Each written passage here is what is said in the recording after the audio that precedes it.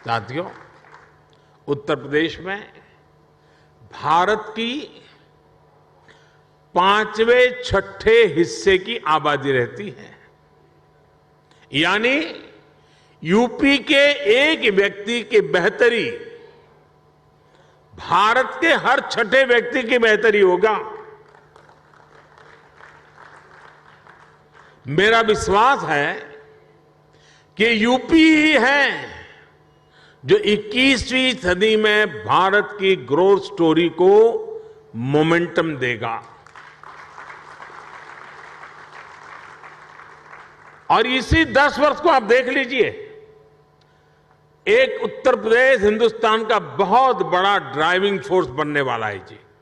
ये 10 वर्ष आपको दिखाई देगा, जहां परिश्रम की पराकाष्ठा करने वाले लोग हों, जिस प्रदेश में देश की कुल आबादी का 16% से अधिक कंज्यूमर बेस हो, जहां 5 लाख से अधिक आबादी वाले 1 दर्जन से ज्यादा शहर हो, जहां हर जिले का अपना कोई न कोई खास प्रोडक्ट हो, जहां इतनी बड़ी संख्या में एमएसएमईज हो, लघु उद्योग हो, जहां अलग अलग मौसमों में अलग अलग कृषि उत्पादों, अनाज, फल, सब्जियों की बहार हो, जिस प्रदेश को गंगा, यमुना, सरयू समेत अनेक नदियों का आशीर्वाद प्राप्त हो, ऐसे यूपी को तेज विकास से भला कौन रोक सकता है। साथियों, उत्तर प्रदेश में भारत की पांचवें छठे हिस्से की आबादी रहती है। यानी यूपी के एक व्यक्ति की बेहतरी भारत के हर छठे व्यक्ति की बेहतरी होगा। मेरा विश्वास है कि यूपी ही है जो 21वीं सदी में भारत की ग्रोथ स्टोरी को मोमेंटम देगा। और इसी 10 वर्ष को आप देख लीजिए, एक उत्तर प्रदेश हिंदुस्तान का बहुत बड़ा ड्राइविंग फोर्स बनने वाला है जी। ये 10 वर्ष आपको दिखाई देगा, जहां परिश्रम की पराकाष्ठा करने वाले लोग हों, जिस प्रदेश में देश की कुल आबादी का 16% से अधिक कंज्यूमर बेस हो, जहां 5 लाख से अधिक आबादी वाले 1 दर्जन से ज्यादा शहर हो, जहां हर जिले का अपना कोई न कोई खास प्रोडक्ट हो, जहां इतनी बड़ी संख्या में एमएसएमईज हो, लघु उद्योग हो, जहां अलग अलग मौसमों में अलग अलग कृषि उत्पादों, अनाज, फल, सब्जियों की बहार हो, जिस प्रदेश को गंगा, यमुना, सरयू समेत अनेक नदियों का आशीर्वाद प्राप्त हो, ऐसे यूपी को तेज विकास से भला कौन रोक सकता है। साथियों, इस समय हम अपनी आजादी के 75वें वर्ष का पर्व मना रहे हैं। आजादी का अमृत महोत्सव मना रहे हैं। ये समय अगले 25 वर्षों के लिए अमृत काल, नए संकल्प का काल, नए लक्ष्यों का काल और नए लक्ष्यों को प्राप्त करने के लिए सबका प्रयास के मंत्र को लेकर के परिश्रम की पराकाष्ठा करने का अमृत काल है। आज दुनिया में जो वैश्विक परिस्थितियां बनी है, वो हमारे लिए बड़े अवसर भी लेकर आई है। दुनिया आज जिस भरोसेमंद साथी को तलाश रही है, दुनिया तलाश रही है, उस पर खरा उतरने का सामर्थ्य सिर्फ हमारे लोकतांत्रिक भारत के पास है। दुनिया आज भारत के पोटेंशियल को भी देख रही है और भारत के परफॉर्मेंस की भी सराहना कर रही है। कोरोना काल में भी भारत रुका नहीं, बल्कि अपने रिफॉर्म्स की गति को और बढ़ा दिया। इसका परिणाम आज हम सभी देख रहे हैं। हम G20 अर्थव्यवस्थाओं में सबसे तेजी से ग्रो कर रहे हैं। आज भारत ग्लोबल रिटेल इंडेक्स में दूसरे नंबर पे है। भारत दुनिया का तीसरा सबसे बड़ा एनर्जी कंज्यूमर देश है। बीते साल दुनिया के 100 से अधिक देशों से $84 बिलियन का रिकॉर्ड एफडीआई आया है। भारत ने बीते वित्तीय वर्ष में $417 बिलियन यानी 30 लाख करोड़ रुपए से ज्यादा का मर्केंडाइज एक्सपोर्ट करके नया रिकॉर्ड बनाया है। साथियों, एक राष्ट्र के रूप में अब ये समय अपने साझा प्रयासों को कई गुना अधिक बढ़ाने का है। एक ऐसा समय है जब हम अपने फैसलों को सिर्फ 1 साल या 5 साल को देखते हुए सीमित नहीं रख सकते। भारत में एक मजबूत मैन्युफैक्चरिंग इकोसिस्टम, एक मजबूत और डाइवर्स वैल्यू और सप्लाई चेन विकसित करने के लिए हर किसी का योगदान आवश्यक है।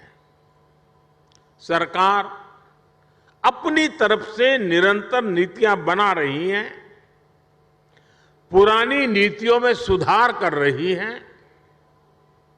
अभी हाल ही में केंद्र की एनडीए सरकार ने अपने 8 वर्ष पूरे किए हैं।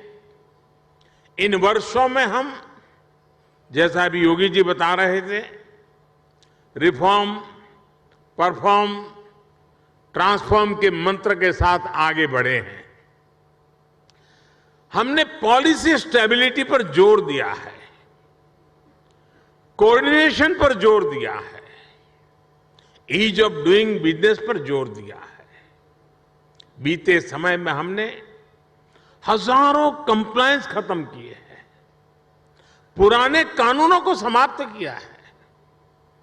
हमने अपने रिफॉर्म से एक राष्ट्र के रूप में भारत को मजबूती देने का काम किया है।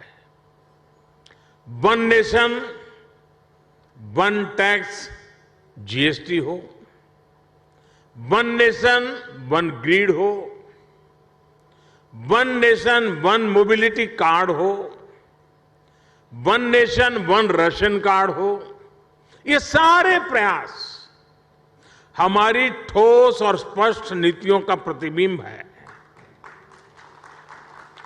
जब से यूपी में डबल इंजन की सरकार बनी है, तब से यूपी में भी इस दिशा में तेजी से काम हो रहा है। विशेषकर यूपी में जिस प्रकार कानून व्यवस्था की स्थिति सुधरी है, उससे व्यापारियों का भरोसा लौटा है, बिजनेस के लिए सही माहौल बना है, बीते वर्षों में यहां की प्रशासनिक क्षमता और गवर्नेंस में भी सुधार आया है। इसलिए आज जनता का विश्वास योगी जी की सरकार पर है और जैसे उद्योग जगत के साथी अपने अनुभव के आधार पर अभी उत्तर प्रदेश की सराहना कर रहे थे, मैं सांसद के नाते अपने अनुभव बताता हूं। कभी हमने कोई उत्तर प्रदेश के एडमिनिस्ट्रेशन से निकट से नहीं देखा था। कभी मुख्यमंत्रियों की मीटिंगों में लोग आया करते थे तो वहां के एजेंडा कुछ अलग होते थे, लेकिन एक सांसद के रूप में जब मैं यहां काम करने लगा तो मेरा विश्वास अनेक गुना बढ़ गया कि उत्तर प्रदेश का ब्यूरोक्रेसी, उत्तर प्रदेश के एडमिनिस्ट्रेशन में वो ताकत है जो देश उनके पास चाहता है। जो बात उद्योग जगत के लोग कह रहे थे, एक सांसद के नाते मैंने स्वयं ने इस सामर्थ्य को अनुभव किया है और इसलिए मैं यहां सरकार के सभी ब्यूरोक्रेट्स, सरकार के छोटे मोटे हर व्यक्ति को ये जो मिजाज उनका बना है इसके लिए बधाई देता हूं, उनका अभिनंदन करता हूं। साथियों, आज यूपी की जनता ने 37 साल बाद किसी सरकार को फिर से सत्ता में वापस लाकर अपनी सेवा की जिम्मेदारी सौंपी। साथियों, बीते वर्षों में भारत ने जिस तेजी से काम किया है उसका एक उदाहरण हमारी डिजिटल क्रांति है। 2014 में हमारे देश में सिर्फ 6.5 करोड़ ब्रॉडबैंड सब्सक्राइबर थे। आज इनकी संख्या 78 करोड़ से ज्यादा हो चुकी है। 2014 में 1 GB डेटा करीब करीब 200 रुपये का पड़ता था। आज इसकी कीमत घटकर 11-12 रुपये हो गई है। भारत दुनिया के उन देशों में है जहां इतना सस्ता डेटा है। 2014 में देश में 11 लाख किलोमीटर का ऑप्टिकल फाइबर था। अब देश में बिछाए गए ऑप्टिकल फाइबर की लंबाई 28 लाख किलोमीटर के पार कर चुकी है। 2014 में देश में 100 से भी कम, यानी 100 भी नहीं, 100 से भी कम ग्राम पंचायतों में ऑप्टिकल फाइबर पहुंचा था। आज ऑप्टिकल फाइबर से जुड़ी ग्राम पंचायतों की संख्या भी 1.25 लाख को पार कर गई है। 2014 में देश में 90,000 के आसपास ही कॉमन सर्विस सेंटर्स थे। आज देश में कॉमन सर्विस सेंटर्स की संख्या भी 4 लाख से ज्यादा हो गई है। आज दुनिया के डिजिटल ट्रांजैक्शन का करीब करीब 40% भारत में हो रहा है। दुनिया का 40%। किसी भी हिंदुस्तानी को गर्व होगा। जिस भारत को लोग अनपढ़ बताते हैं वो भारत ये कमाल कर रहा है। हमने बीते 8 वर्षों में डिजिटल क्रांति के लिए जिस फाउंडेशन को मजबूत किया उसी का नतीजा है कि आज अलग अलग सेक्टर्स के लिए इतनी संभावनाएं बन रही है। इसका बहुत बड़ा लाभ हमारे युवाओं को मिला है। 2014 से पहले हमारे यहां कुछ 100 स्टार्टअप ही थे, लेकिन आज देश में रजिस्टर्ड स्टार्टअप की संख्या भी 70,000 के आसपास पहुंच रही है। अभी हाल ही में भारत ने 100 यूनिकॉर्न का रिकॉर्ड भी बनाया है। हमारी नई इकोनॉमी की डिमांड को पूरा करने के लिए डिजिटल इंफ्रास्ट्रक्चर की मजबूती का बहुत लाभ आप लोगों को मिलने वाला है। साथियों, परों की मिट्टी से राष्ट्रपति जी को जो संस्कार मिले हैं, उसकी साक्षी आज दुनिया बन रही है। और मैं आज देख रहा था कि एक तरफ संविधान, दूसरी तरफ संस्कार, और आज गांव में राष्ट्रपति जी ने पद के द्वारा बनी हुई सारी मर्यादाओं से बाहर निकल करके मुझे आज हैरान कर दिया। वे स्वयं हेलीपैड पर रिसीव करने आए। मैं बड़ी शर्मिंदगी महसूस कर रहा था कि वो उनके मार्गदर्शन में हम काम कर रहे हैं। उनके पद की एक गरिमा है, एक वरिष्ठता है। मैंने कहा, राष्ट्रपति जी, आपने मेरे साथ अन्याय कर दिया आज। तो उन्होंने सहज रूप से कहा कि संविधान की मर्यादाओं का पालन तो मैं करता हूं, लेकिन कभी कभी संस्कार की भी अपनी ताकत होती है। आज आप मेरे गांव में आए हैं, मैं यहां पर अतिथि का सत्कार करने के लिए आया हूं। मैं राष्ट्रपति के रूप में नहीं आया हूं। मैं इस गांव के एक बच्चे के रूप में, जहां से जिंदगी शुरू हुई, उस गांव के नागरिक के रूप में मैं आज आपका स्वागत कर रहा हूं। अतिथि देवो भव के संस्कार भारत में किस प्रकार से हमारी रगों में पहुंचे हैं, उसका उत्तम उदाहरण आज राष्ट्रपति जी ने प्रस्तुत किया। मैं राष्ट्रपति जी को आदरपूर्वक प्रणाम करता हूं। राष्ट्रपति जी ने अपने पैतृक आवास को मिलन केंद्र के रूप में विकसित करने के लिए दे दिया था। आज वो विमर्श और ट्रेनिंग सेंटर के तौर पर महिला सशक्तिकरण को नई ताकत दे रहा है। उनके प्रयास से यहां अंबेडकर भवन के रूप में बाबा साहेब का आदर्शों को प्रेरणा केंद्र भी बनाया गया है। मुझे विश्वास है भविष्य में आपके सामूहिक प्रयासों से विकास के रास्ते पर और भी तेजी से आगे बढ़ेगा और देश के सामने ग्रामीण विकास का मॉडल पेश करेगा।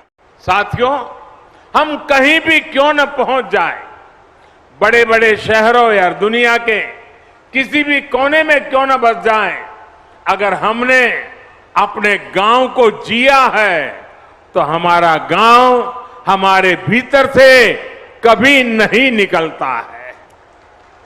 वो हमारी रगों में बस जाता है, वो हमारी सोच में हमेशा रहता है। हम इसलिए कहते हैं कि भारत की आत्मा गांव में बसती है, क्योंकि गांव हमारी आत्माओं में बसता है। आज जब देश अपनी आजादी का अमृत महोत्सव मना रहा है, तो ग्रामीण भारत के लिए, हमारे गांवों के लिए, हमारे सपने और भी महत्वपूर्ण हो जाते हैं। हमारे स्वाधीनता संग्राम के दौरान महात्मा गांधी भारत की आजादी को भारत के गांव से जोड़कर देखते थे। भारत का गांव यानी जहां आध्यात्म भी हो, आदर्श भी हो। भारत का गांव यानी जहां परंपराएं भी हो और प्रगतिशीलता भी हो। भारत का गांव यानी जहां संस्कार भी हो और सहकार भी हो, जहां ममता भी हो और समता भी हो। आज आजादी के अमृतकाल में ऐसे ही गांवों का पुनर्गठन, उनका पुनर्जागरण, ये हमारा कर्तव्य है। आज इसी संकल्प को लेकर देश गांव, गरीब, कृषि, किसान और पंचायती लोकतंत्र के विभिन्न आयामों में काम कर रहा है। आज भारत के गांव में सबसे तेज गति से सड़कें बन रही हैं। आज भारत के गांवों में तेज गति से ऑप्टिकल फाइबर बिछाया जा रहा है।